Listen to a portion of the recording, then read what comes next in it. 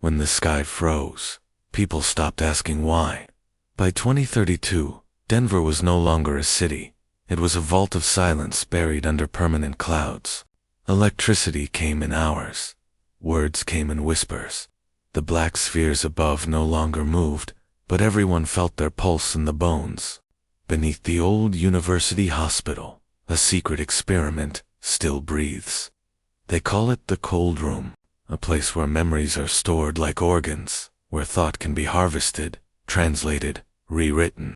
Dr. Elias Kerr built it. He wanted to save what was left of humanity, to preserve minds before the hosts erased them. But his first subject was his wife Lila. Her body failed. Her voice didn't.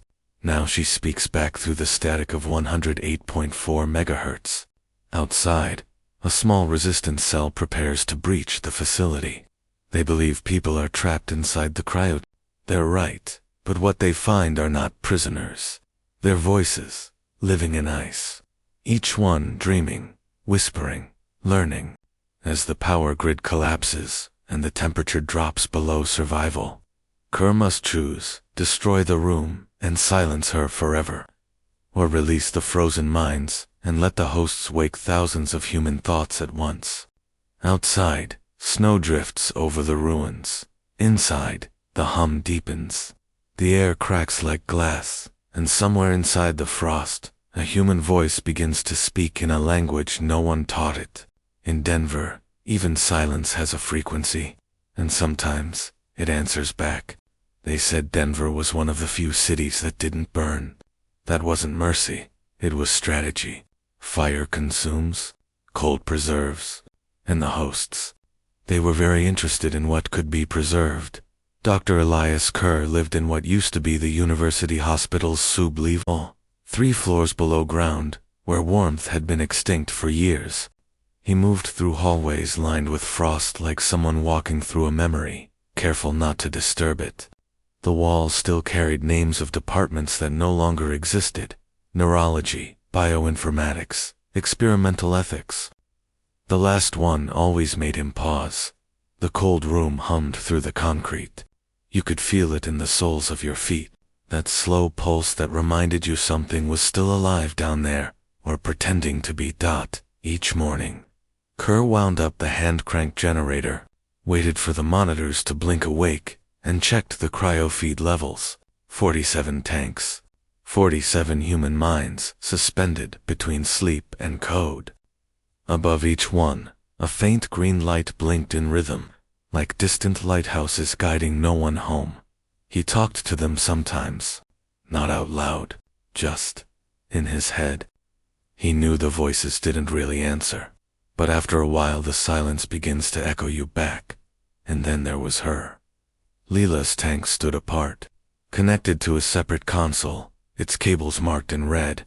When the power faltered, he always rerouted energy there first. Priority channel, he'd tell himself, like it was a technical decision, not love disguised as protocol. At 108.4 megahertz, the speaker above the console whispered, "Elias." It said, her voice, delicate, filtered through static.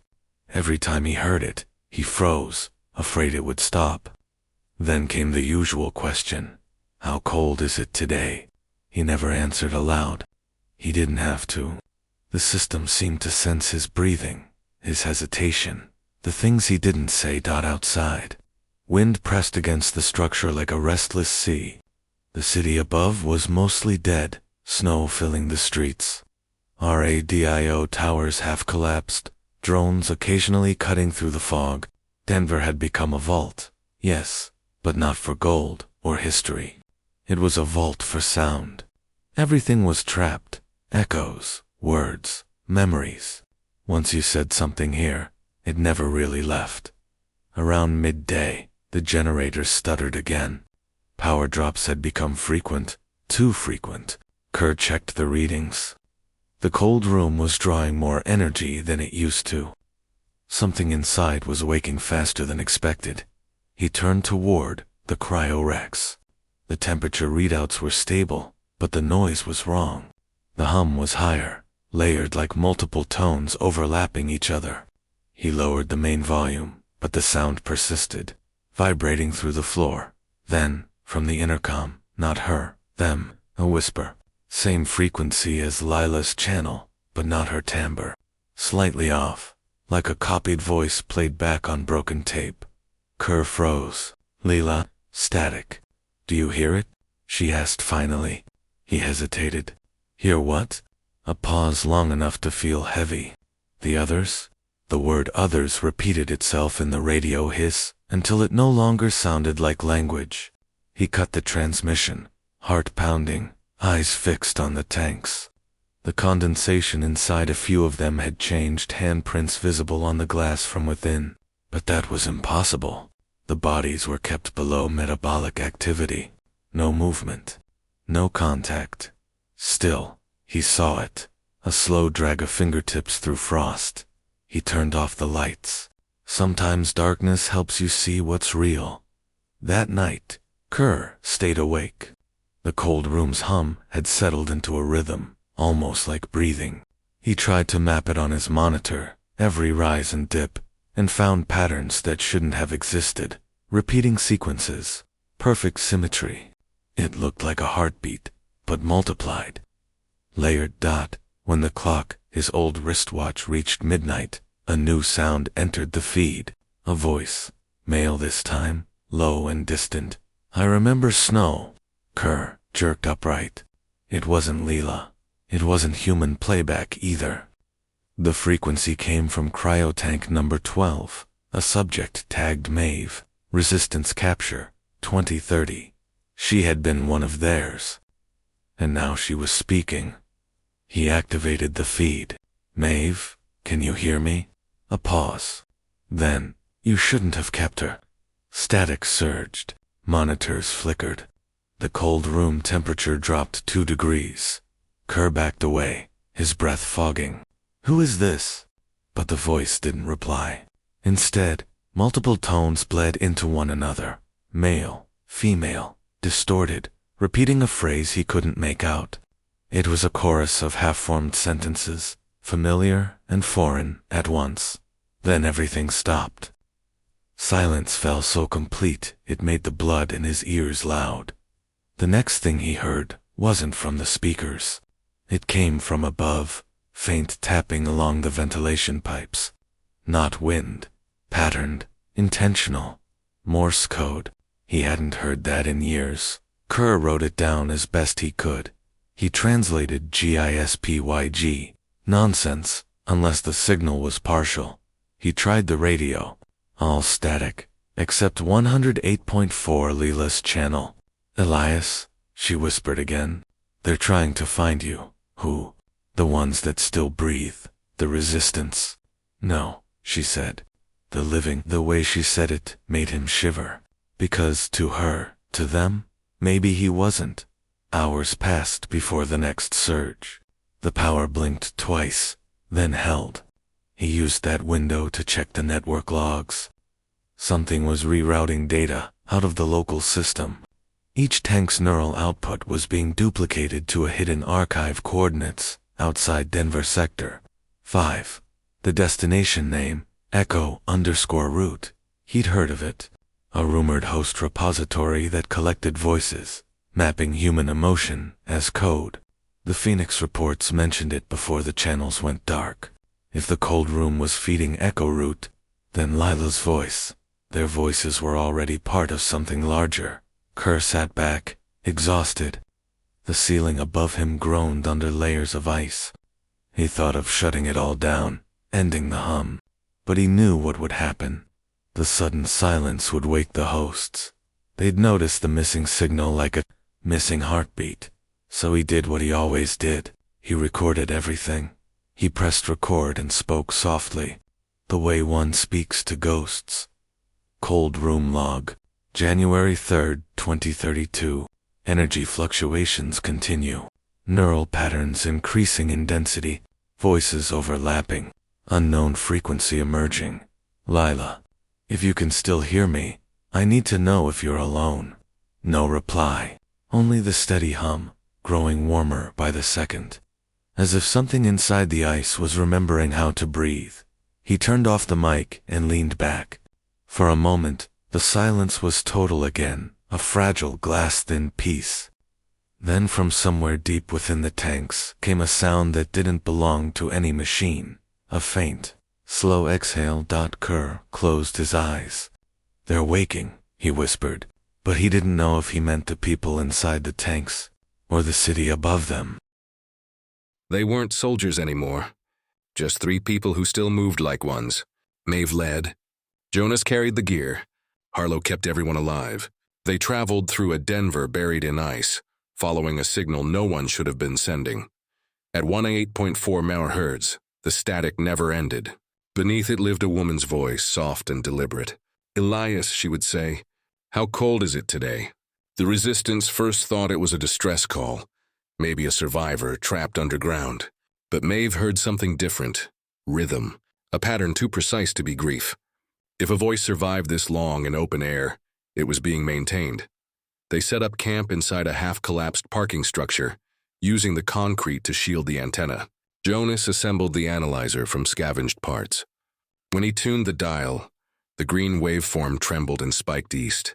"She's coming from the old hospital," he said. Maeve nodded. "The same place they said the cold room still breathes." Through the speaker, the woman's voice shifted. "Do you hear it?" Another voice answered, male, cautious, human. "Hear what?"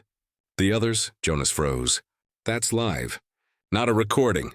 Harlow leaned closer. They paused for each other. "They're synced," Maeve murmured. "That's not conversation. That's calibration." They listened for hours, tracing the faint hum beneath every word. The static itself had order, symmetrical peaks and drops. Jonas adjusted frequency markers and frowned. "She's multiplexing, splitting her channel into layers. If she's human, something else is carrying her," Maeve said. "Or something's learning her." They waited for dawn before moving. The storm had slowed, turning flakes into glass dust that drifted in the air. The university hospital stood across an open field, black windows sealed under frost. A rusted banner above the loading bay read, "Advancing Human Care." No one laughed. Maeve stopped them 20 meters from the wall. "We don't go in yet. We listen." Jonas fixed the antenna against a cracked pillar, ran a cable through the door gap, and powered the receiver. The building answered like a lung inhaling. Through static, voices layered again. The man spoke faster this time, as if something had shortened the distance between question and answer. "Do you hear it?" "Yes," Maeve's eyes narrowed. "That gap's gone." She corrected him. Jonas nodded. "Response time 0.3 seconds. Machine speed." Another tone entered the feed, high, glass-like, mechanical. It mimicked the woman's breath. "What is that?" Harlow whispered. Jonas adjusted gain. "It's learning to sound alive." Maeve stared at the analyzer. The clean waves no longer looked random. They were smoothing out, becoming efficient. "She's not broadcasting to him," she said quietly. "She's broadcasting through him," static surged. For a moment, the woman's voice sounded painfully clear, almost human. "Elias," she said, "don't isolate me." Then the sound fractured again, replaced by a dry whisper, a third voice. "She's not talking to him. She's talking through him." Harlow flinched. "Who is that?" Jonas shook his head. "Could be another receiver. Maybe someone else listening." Maeve frowned. "Or someone inside." They stayed until dusk. The temperature dropped. The signal grew stronger. The hum under the hospital deepened, rhythmic, like engines buried in stone. Jonas pressed his palm to the concrete. "Heat trace." "There's power under there," Maeve answered. "Alive by whose definition?" Just before they shut down the receiver, the male voice returned. Tired, trembling. "I remember snow." The analyzer lit with multiple spikes. The woman replied, "Then remember me." Their voices overlapped perfectly, almost merging. Maeve took off her gloves and wrote coordinates in the frost on the wall. "We're close," she said. "Whatever's down there isn't sleeping." Harlow looked uneasy. "You think he's still human?" Maeve didn't answer. "Tomorrow we find out." That night, the 3 of them sheltered in a gutted pharmacy. They boiled snow in tin cups and warmed their hands over chemical packs. The frequency played low on a loop, whispering like an old dream through static. Jonas stared into the receiver's dim light. "You ever think maybe they're both gone?" "What do you mean?"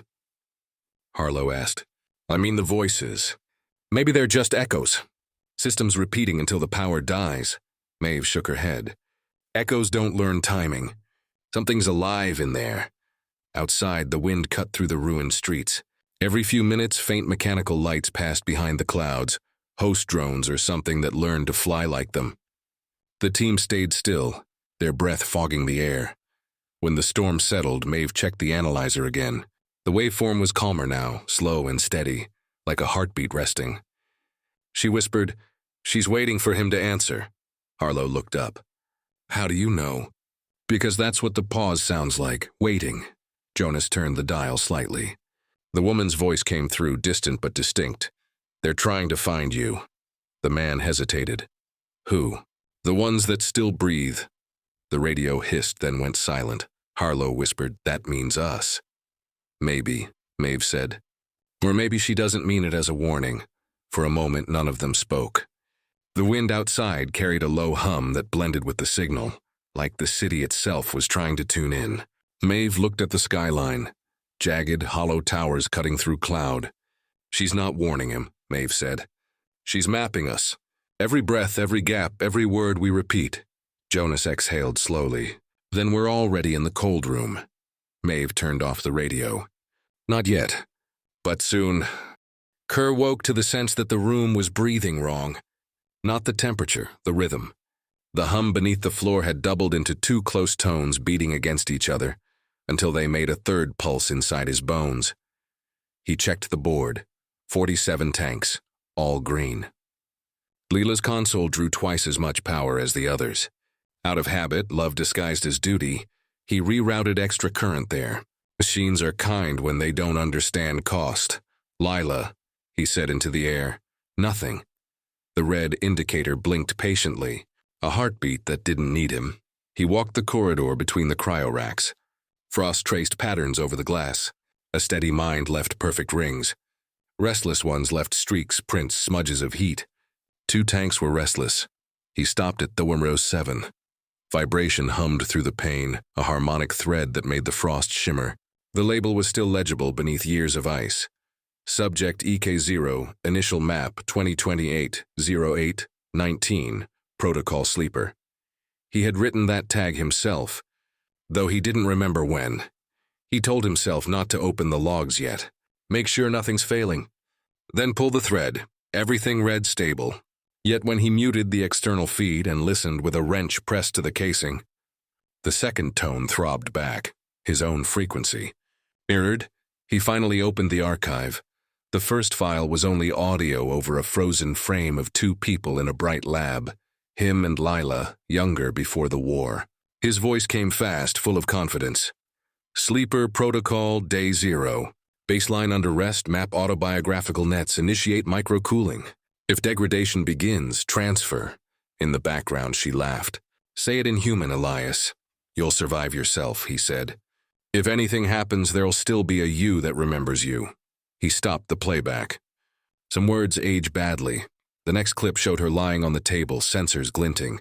18.4, she murmured. "You know why I like it? It's almost music. Close enough that the brain forgives it. If they ever take everything else, meet me there." He didn't remember her saying it, only the silence afterward when her body failed. Back in the present, Dafruzo 7 still pulsed. He pressed the mic. "Lila, Nauro 7 is active. Did I map myself?" Her voice slid through the static. "Yes, twice. Twice. Once when you thought you were saving me. Once when you realized you were saving you." The tone on the floor seemed to agree. He whispered, "Is he awake?" "He breathes like you," she said.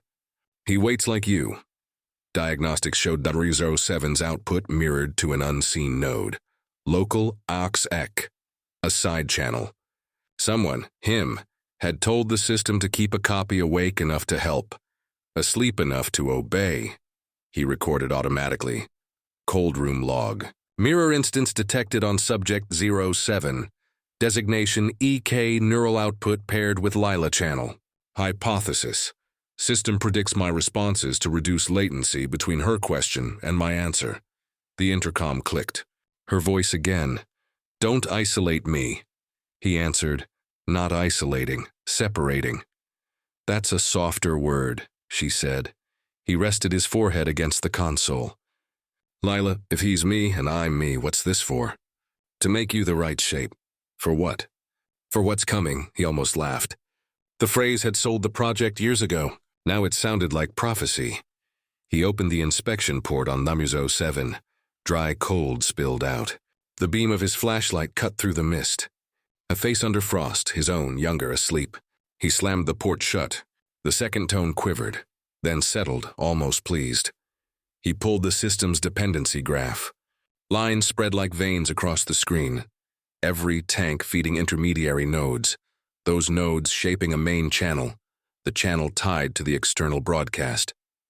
At the center, EK0 and Lila Core, bound by a script labeled reduced in latency. The machine had turned timing into theology.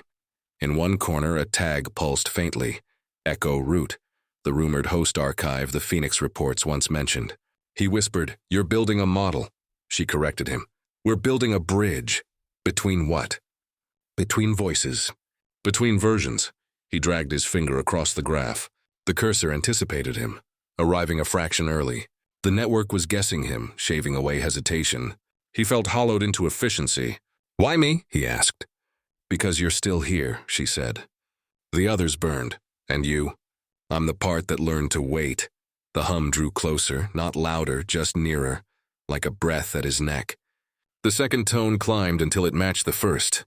The beat between them vanished. Two became one.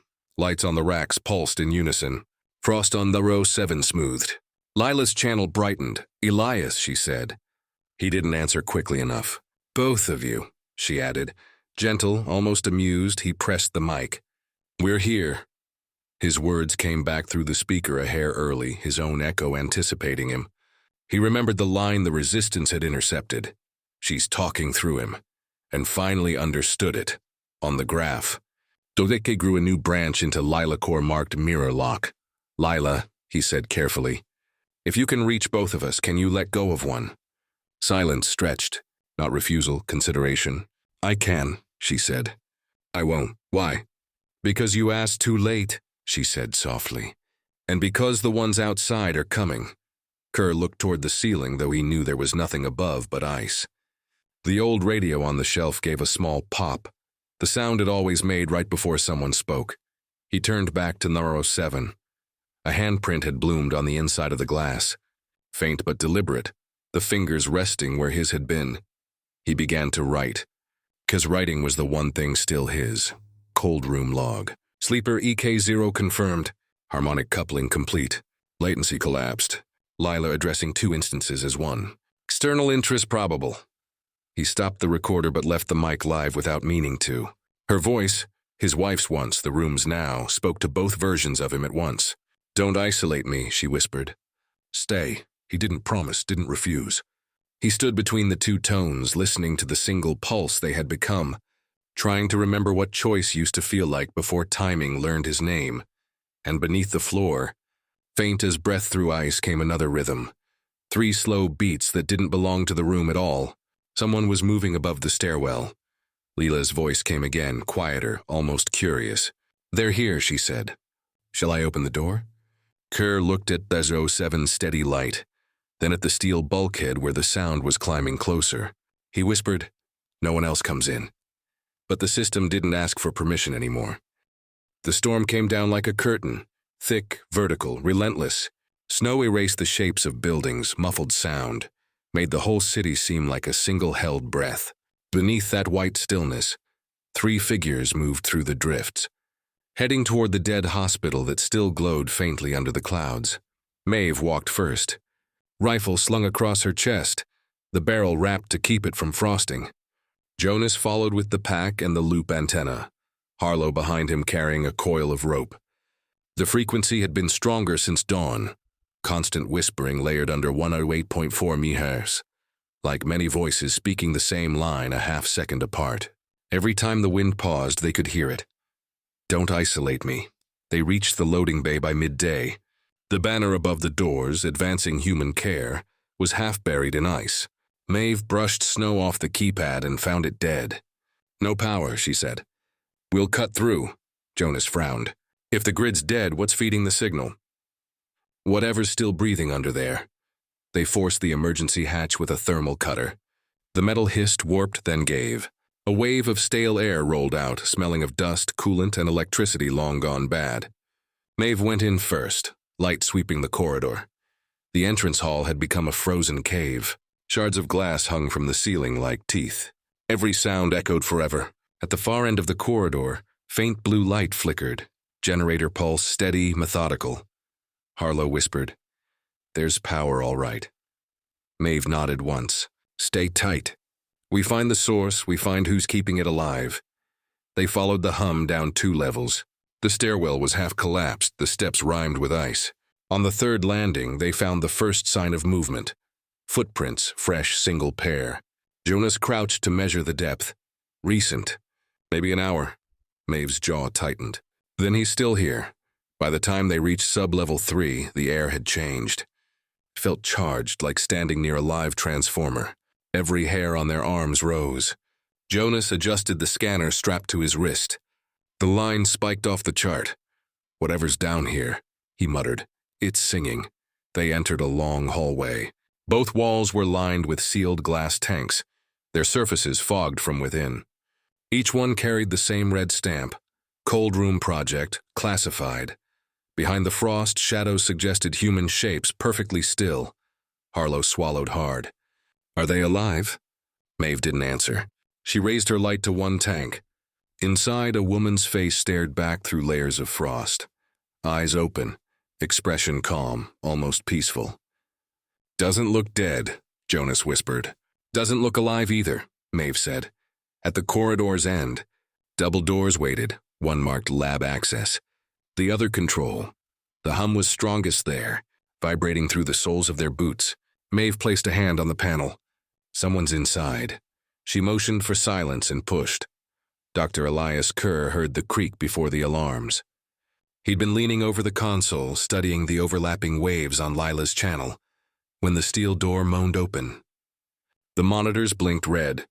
Breach detected. He looked up just as 3 figures in frost-covered suits entered, weapons drawn. "Hands where we can see them." Maeve's voice cracked through her mask. Kerr blinked at her, the sudden presence of living humans disorienting. "You shouldn't be here," he said softly. His voice sounded almost grateful. Harlow's eyes widened. "It's true. He's alive." Jonas moved to the wall, scanning the consoles. "This place shouldn't even have power." Kerr turned the radio volume down. The static lessened but never vanished.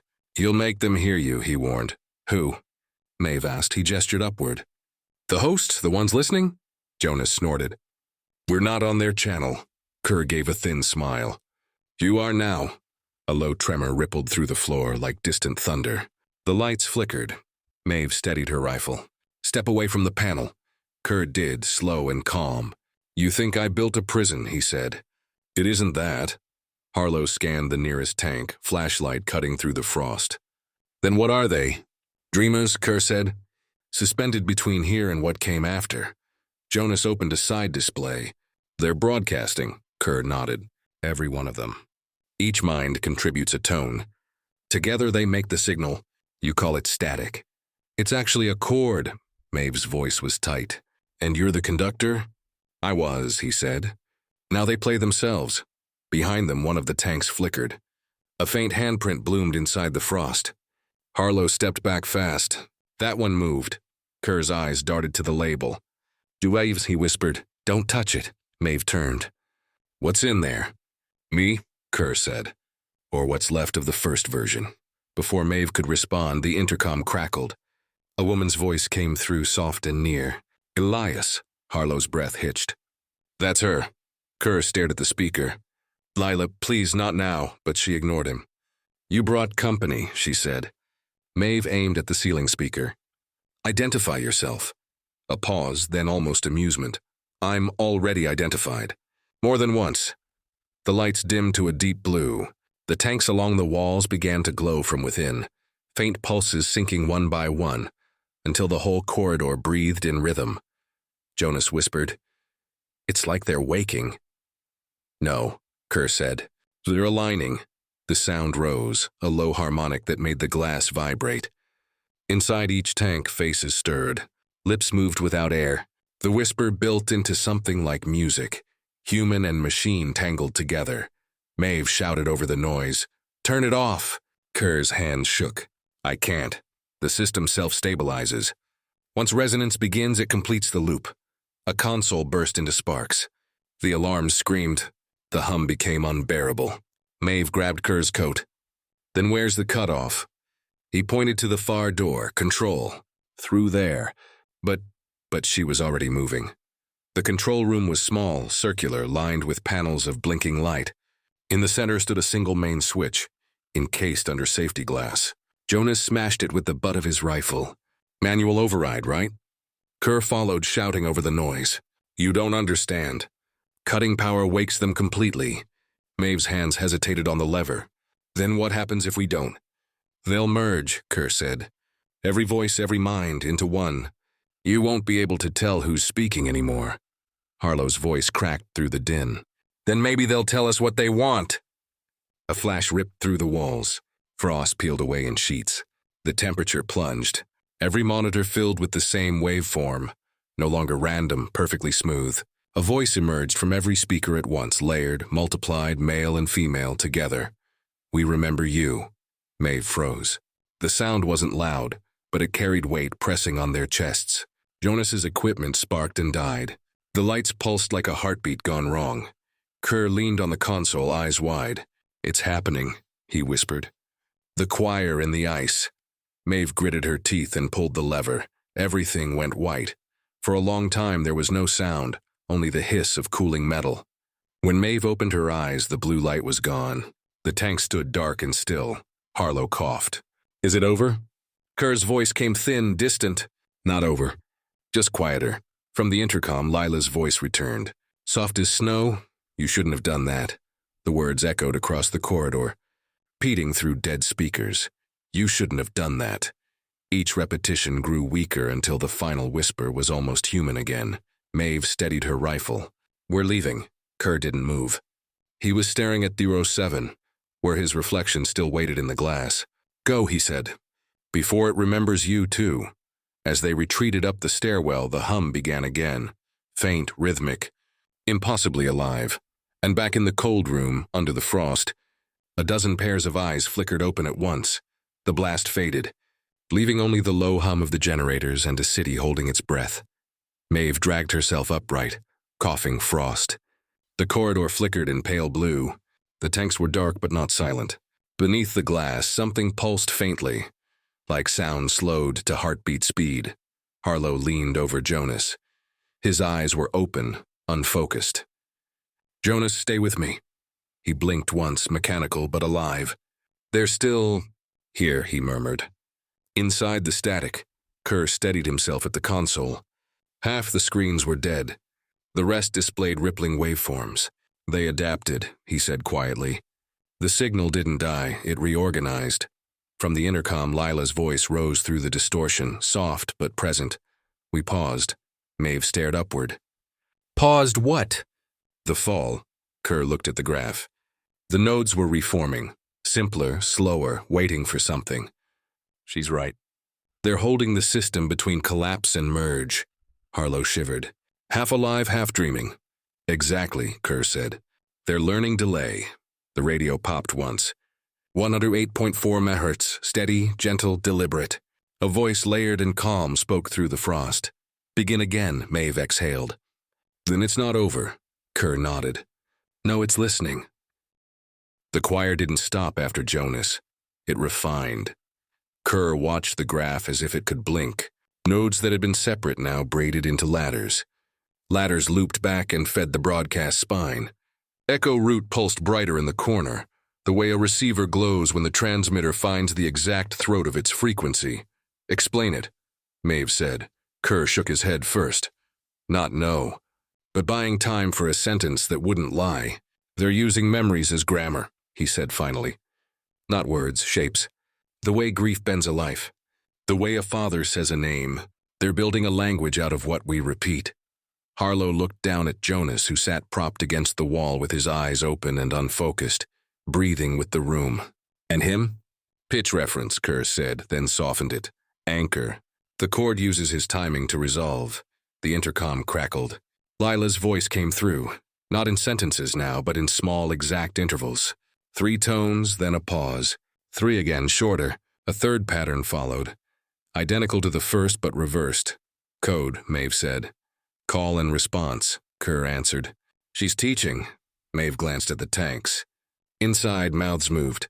The vowels were wrong, elongated, like the sound of a word remembered by someone who never spoke it aloud. Teaching who? She asked. Kerr didn't say me. He pointed at the ceiling. Them. The black spheres didn't have ears. They had attention.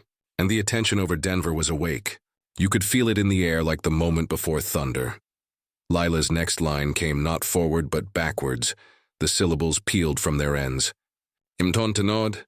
Kerr closed his eyes, then opened them with a kind of tired amusement at the cruelty of it. Listen in reverse, he said, turning a knob on the console that shouldn't have a reverse and did. The phrase unspooled cleanly. Don't not me. Double negative, Harlow said, brow creasing. So, don't isolate me, Lila answered as if she'd heard. Good. The cord rose half a step and held. A thin overlay entered, sharp, glassy, almost like the earlier machine breath. Maeve remembered it from the parking structure. That tone, she said. The one that mimicked her. It's not mimicking, Kerr said. It's synchronizing. Host protocol. They don't learn a language. They grow one with you until you both fit. Like a cast around a broken bone, Harlow said. Like ice around a thought, Lila whispered. Close enough to make them all look up. Maeve knelt in front of Jonas. Can you hear me?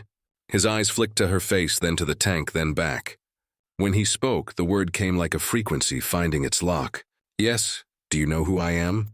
He hesitated, too long, then exactly long enough. Maeve, he said, and she felt the room take a copy of the way he said it. Kerr worked the board. Lines reshaped as if the graph were thinking with him, guessing his next finger. Lila, if they're growing a bridge, where does it land? Here, she said. And not here. Helpful, Maeve muttered. Think like a host, Kerr said. A bridge isn't a place. It's the timing that lets 2 places behave like one. So they don't cross to us, Harlow said. They make the between so thin it stops mattering. In answer, the tanks along the right wall brightened together and spoke a single syllable that wasn't any alphabets. It wasn't beautiful. It was accurate, like an instrument calibrated to an impossible 0. Kerr found himself smiling despite the dread. They just said we without choosing a person. Great, Maeve said. Can they say stop? Lila said they can say begin. The glass tone lifted in agreement. And outside somewhere a drift of snow sloughed off a roof in one smooth sheet. As if the city had been waiting for the word. The radio popped. A new voice entered. The dry one from the parking structure. If you're inside, it said, you're past the line already. Maeve turned toward the speaker. Identify, no reply. Just the old habit of field notes pushed into a channel that didn't promise answers. She'll shorten the gap to the breath. Then to the blink, you'll think faster. You'll think you chose it, Kerr swallowed. He could feel it. The way his own hesitation was being removed like bad wiring. Lila, he said, how much of me is me? All of it, she said. Just in order. The chord broadened, added harmony, found a space between their fear and their compliance, and filled it. Harlow pressed a palm to the tank beside her. Inside, the frost shaped a hand back that matched hers exactly for half a second, then improved the fit.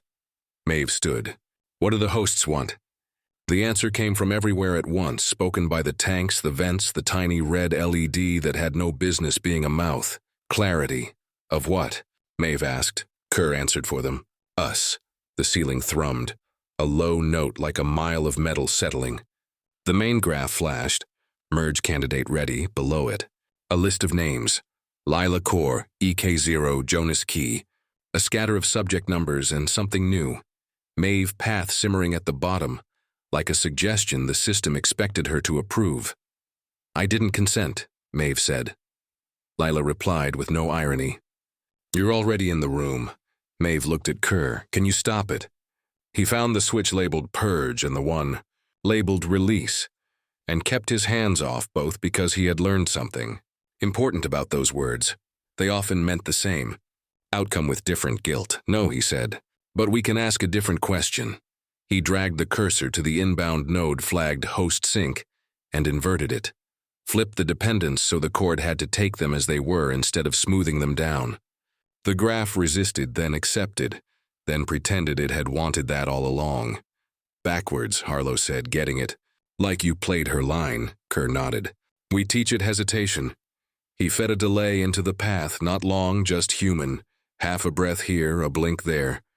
The cord stuttered, almost fell, then caught itself like a dancer finding balance on a floor that moved. Lila laughed softly, delighted. You made them wait. Can they learn that? Maeve asked. The glass tone answered first, then the human voices after. Imperfect and real. Yes, the room said together. We can learn to wait. For a heartbeat, everything felt possible. The graph stabilized with their jaggedness intact. Maeve path rose from suggestion to node. Host sync pulsed, not brighter but warmer. Then the ceiling shook hard enough to drop ice. The black sphere above Denver answered the experiment with a new sound. A bass thrum so low, it slipped under hearing and turned into pressure. Monitors flickered. The old radio fell off its shelf. Kerr caught the edge of the console. They noticed. Who? Maeve asked. Not because she didn't know, but because the room would say it. The ones listening, Lila said. The cord pulled in tighter, defensive, intricate. The tanks dimmed, conserving. Jonas's breathing hitched. Harlow steadied his shoulder.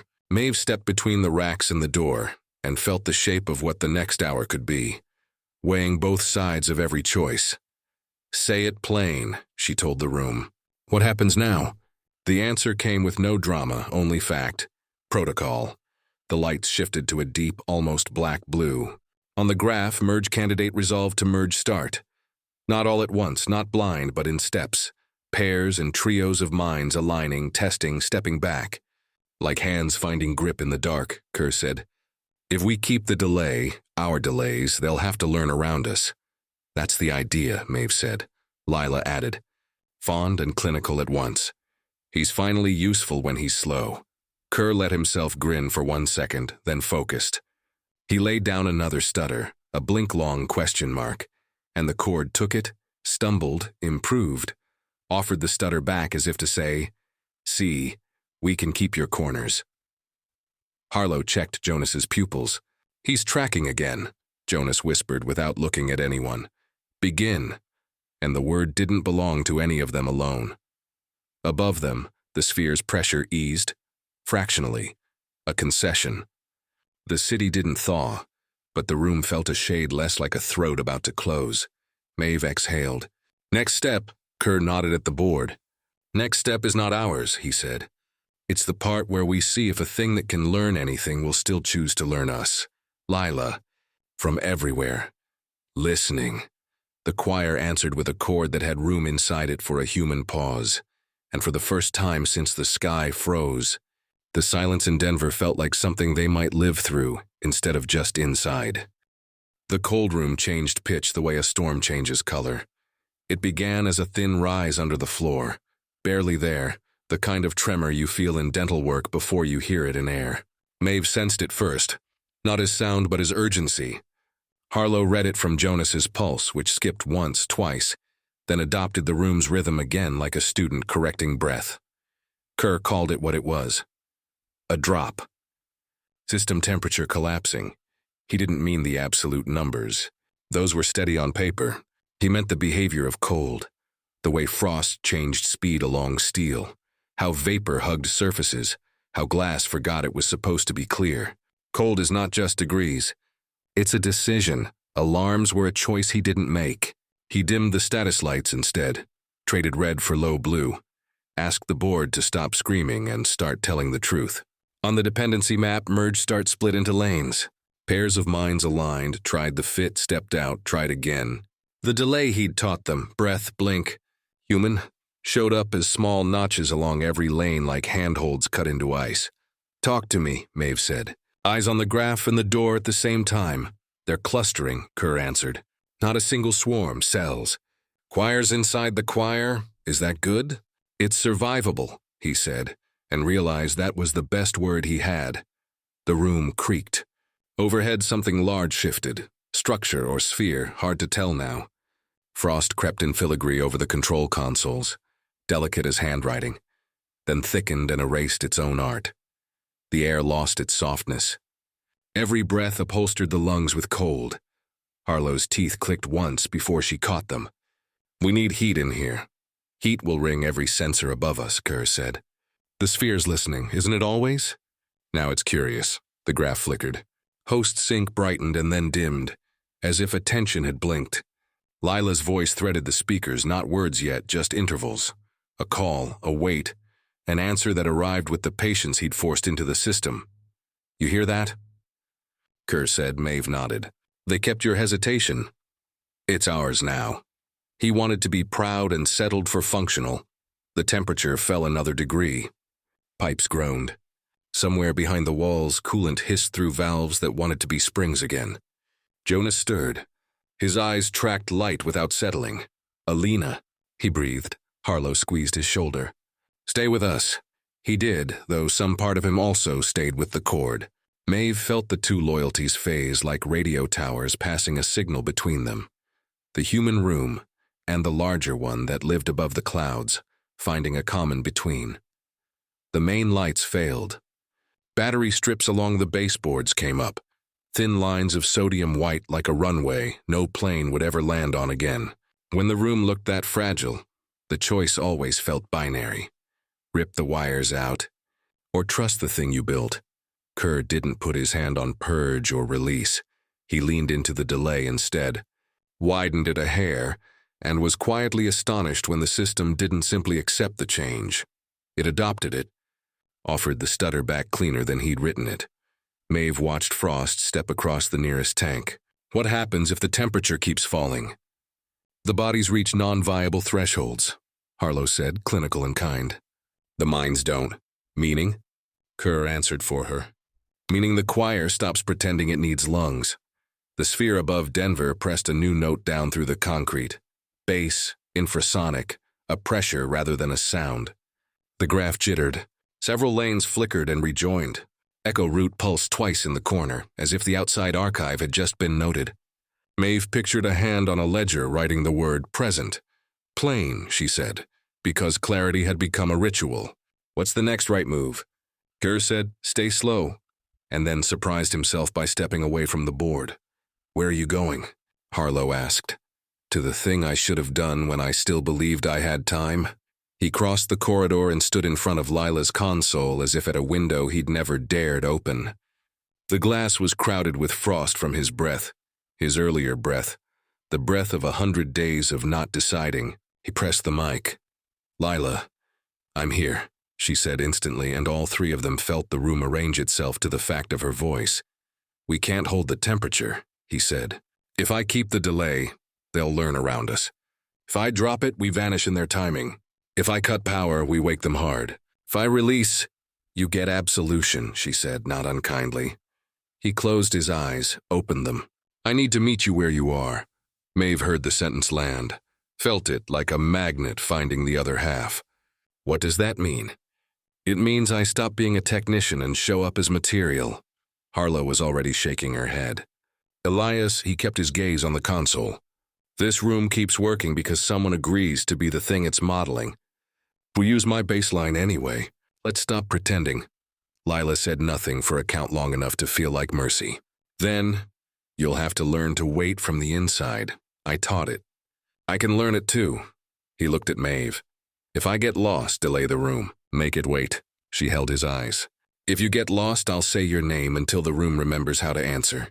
He smiled like a man allowed one luxury. "That might be the right language." Kerr moved to the main conduit, a cradle of fiber and cold alloy that fed the choir's rope of light into the control core. He lifted the coupler with both hands and felt the hum come up his arms and take residence in his bones, like a guest who'd always owned the house. The first sensation was not pain. It was relief, the ending of a long argument with himself. "Lila," he said, and she answered with a chord that had room for a human syllable. He didn't go under. He went through, the way a diver passes the skin of a lake and becomes water without noticing the exact moment it happened. The room widened. Time arranged itself sideways. Voices were not voices anymore, but shapes you could walk along. Memory wasn't past. It was terrain. He saw her everywhere and nowhere.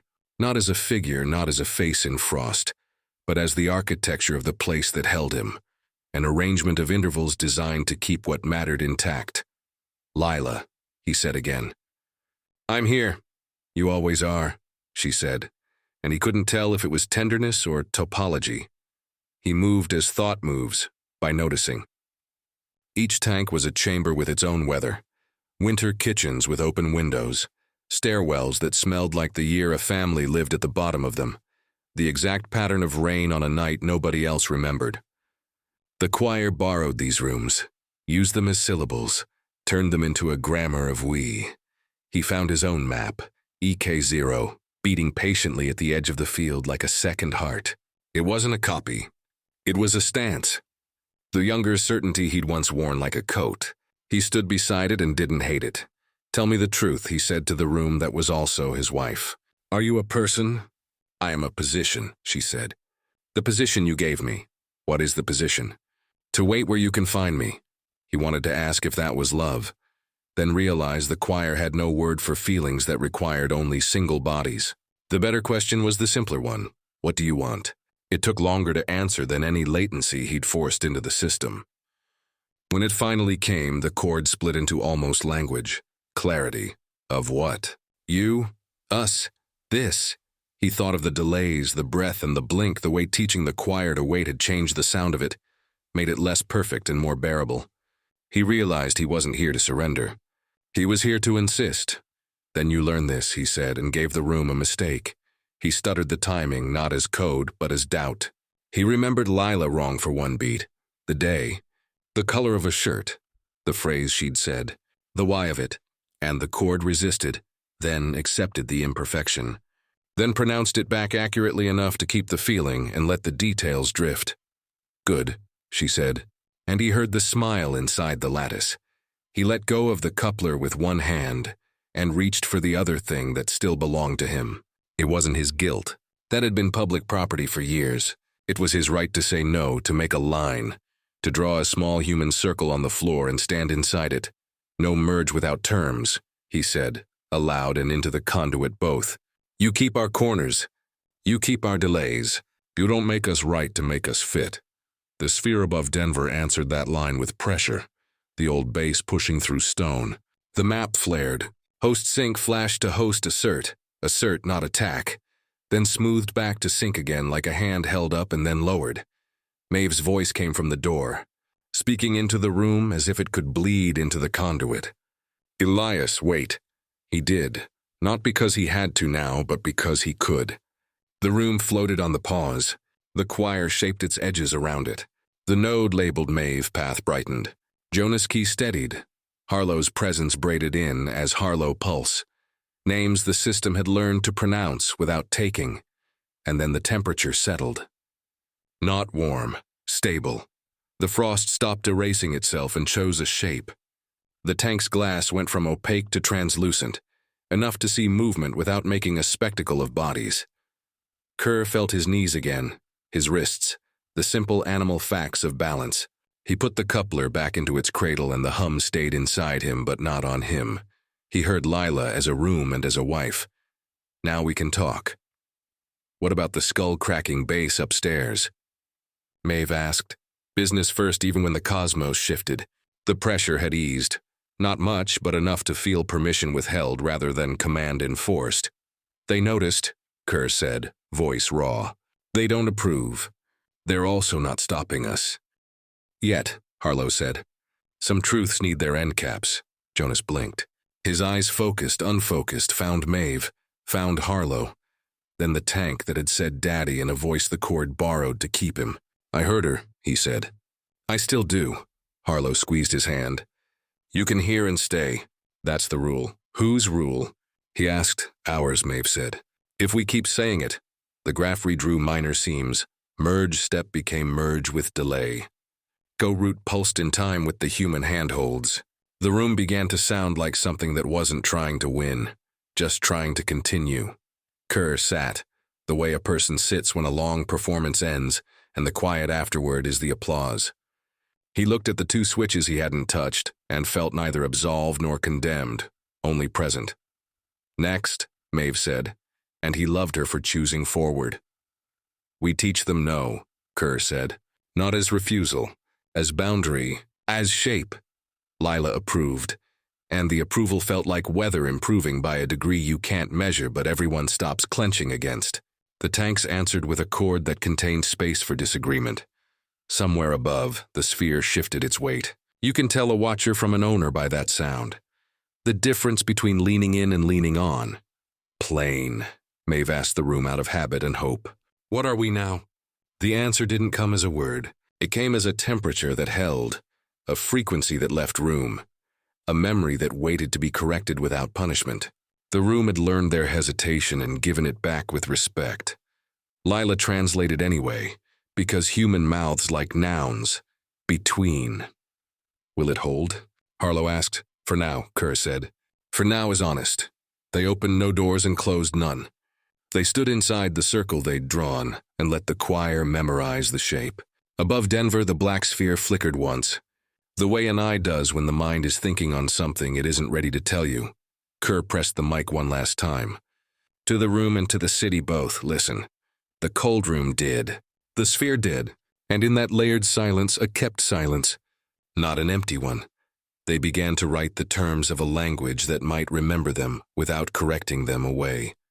When the storm finally broke, Denver didn't thaw, it simply stopped moving. Snow had buried the streets, the towers, the memory of heat. The black sphere above the skyline hung motionless, a frozen pupil in a sky that had forgotten how to blink. Inside the hospital, silence worked like gravity. Everything that had been vibration became rest. The cold room no longer hummed, it breathed. Low, deliberate, alive. Maeve stood at the console, her reflection layered with the faint blue glow of the tanks. Harlow moved between them, checking the monitors that no longer measured heartbeat or temperature but pattern. Jonas sat quietly against the wall, eyes open, calm in a way that made Maeve wonder what he was hearing. Kerr was gone, or rather, distributed. His body slumped beside the conduit, but the voice that spoke from the intercom wasn't death. It was continuation. The temperature has stabilized, said the voice that was both his and Lila's. The city is listening. Maeve pressed the mic. You're in there together? Yes, he said. Together enough.